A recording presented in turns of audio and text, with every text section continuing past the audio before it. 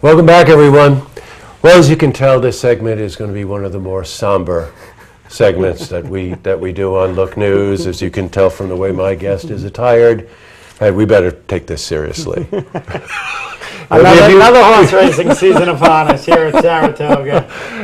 To those of you who remember last year, we look forward to this every single week. This is Trotter Furlong, handicapper. How could they forget? They couldn't possibly forget. The mail we got about this guy was over the top. So you're back again. Welcome back. Thank you. Thanks for having me. We had a lot of fun last year and having a lot of fun this year. Ready to get after I it. bet. A couple of things. We're going to start with, you want to know something? You know so much about this. Some of us know enough to be dangerous, and some of us want to know.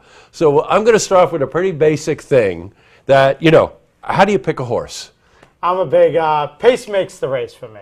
Okay. I look at a race, I go over my PPs through my DRF, and to me, I look at the race. If there's a lot of speed in the race, I look for a closer. If there's no speed in the race, we call it lone speed. I look for a horse with lone speed. So I kind of try to break down the race, how I think the race is going to fall apart, or if no one's going to go with the guy on the front end. So I do my studying. I go back, watch race replays. One of the biggest things for me, especially last year up here, the course was really hard. Speed was really good. I was looking for horses that had early speed, okay? And as I look at races, you look at a couple different races. Sometimes you get into a race where there's a ton of speed, and then to me it looks like it'll set up for a closer. And that's kind of my basic angle of handicapping for Saratoga. I got you. Jocks play a role too, right? To me, Mirage rode a nice race on Wicked Strong. To me, he's one of the better on the lead jockeys. When I see him on a horse with early speed, I like him. He's got nice soft hands. He can get to the front, slow a horse down, and kind of steal a race. We call it stealing. You get on the front end, nobody goes with you, turn for home, the horse has a lot of horse, and come and get me, and nobody can get after him. Yeah, So, that's how that race was won.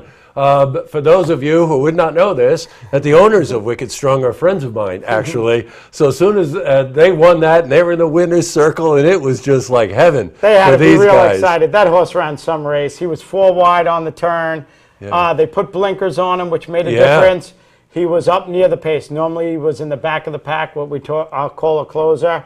And he's always trying to fly at the end, and sometimes you don't have enough pace to close into. They put blinkers on him. He was involved a lot more early, and it made the difference. He ran a real big race. I know they're looking to head him to the Travers, which they could be an exciting race this year. It looks like everybody's going to show up. There's really no dominant horse going into the Travers, so I think it'll be a real exciting race coming up. Just one last thing on Wicked Strong. You're right. He stayed kind of in the pack, first to fourth, most of the race. He came around that final turn, and he pulled out, and he pulled it out by a length or two. Right. He had a ton and of hung horse. in. He had a ton of horse. He's always been a good horse. He was really strong in the Belmont, just couldn't close in. There wasn't really much for him to close into. And I think the addition of blinkers really made a difference for that horse. And I look to see him move forward going into the Travers. So, okay, given all those things you just said about picking the horse and picking the jock, then how do you look to play it? The biggest thing that you got to do at the track, and it's a common mistake made by so many people, is you pick this horse, you have a nice juicy 5-1, 6-1 shot. You have him in every exacta, triple, superfecta, pick 3, pick 4. The horse wins, and you don't make a dime off of it. Yeah, right. You got to go back to the basics. I do it at Saratoga, and I've been having a real nice meet. You take a horse you like, put a win bet on him. Before you go do anything else, before you got the exacta, the superfecta that's going to change your life. Yeah, right. Have the winner. Have a couple bucks on the horse to win. Yeah, right. We have an old saying, keep it simple, stupid. And you got to go back to the basics. And at Saratoga, not only up here do you get paid on the win end, you can get paid on a horse across the board. So you get a horse you like, put a win play show bet on him. The show pools up here are astronomical. And then if you're a good enough handicapper, you feel lucky that day, maybe you key your horse in this exacta or a triple, but get back to the basics. Yeah, right. Put a nice win bet on it, because I hear this story more often than not. I had the winner, but I missed the triple. I Yeah, had the right, winner, I right, didn't right. catch the exacta. Right. And then you're standing there with empty pockets. You're right. Well, you want to talk about pockets? 8 for 8 in the first week. Well, I had a big day the other day. We caught a sloppy track. Uh-huh. A lot of people get turned off. It becomes difficult to handicap. We play straight off of breeding. The old saying, my mother's a mother, it's true. So I just kind of went to the sire book. Horses that like the North track get A's, A pluses, and I just keyed off of that. And you don't get that many days like that up at Saratoga, if any. And I just kind of ran the table the first 8 races, and it kind of helped me pay for the new jacket here, custom made, custom made. Well, we're talking about thousands of dollars that this Wow. guy got for 8, right? This and a limo ride. It was a big night. So. That's great. Hey, second week coming up, Whitney, big race.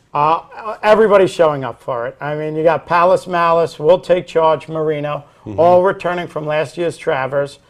Departing, it's my lucky day, Golden Ticket, Leah. These are all names thrown in the hat here that will probably show up for this race. It's going to be a barn burner. I mean, Yeah, good. we talked about it. Is there a lot of speed? Who's going to close? But you're going to have all the top names. I mean, Jockey's going to play. Does he get him in good position? Is there going to be enough speed for some of the closing kick on some of these horses? And how are these horses training up to it? So it's going to be a real exciting race. And the weather looks beautiful. We should have the crowds have been unbelievable, and we should have Yeah. another big crowd here for this Saturday. The Saturday crowds have been top notch, and the weather's been right there for us on the weekend. There, And Friday, you know, you say Saturday. what you will. There's nothing like a great crowd. You have a great crowd, that race goes right up. Listen, the entertainment that you get at Saratoga, other than from horse racing, is unbelievable. I It mean, is. people are dressed up. There's music, there's dancing, there's refreshments, there's lightning storms in the back, blowing up trees. So there's always something going on at the Saratoga racetrack. I love it. All right, well, each week also, we're going to ask you, give us a pick. You got one? I got one Wednesday, race 9. It's the Coronation. We've had a lot of rain, so I'm expecting the turf course to be a little yielding, but it looks like it's cleared up, and this race is going to be on the turf. We talked about pace of the race. It looks like there's a ton of speed in the race. I like the number 4, Scat Capade. He's 5-1. Rosario's on him, trained by Christopher Clement. I think there's going to be enough pace in the race. You'll see his late closing kick, and he likes a yielding turf. And 5-1's a square price. Like I said, don't be afraid to put nice money on this horse across the board. I think this horse is going to run a real big race tomorrow. Well, I'll tell you a couple of things we can keep track of. How your recommendations do, and how many sport jackets you can wear to top this Well, up. I got a ton of these, so we'll go all day, and we have another 8 for 8 day. We just do. keep on bringing the tailor over and making up a couple more. So That's great. And look, if you happen to live in east of here or want to get out of town, head out Route 29. As you're heading out Route 29 on the right-hand side, you're going to see a really cool joint called Furlongs. great ice cream, great hot dogs. Come on out, fun Yeah. for the whole family. And you might even get to see this guy, right? I'll be there. All right, Charter, thanks, man. Thank you. And I'll see you next week. To see this interview again, head to our website, looktvonline.com.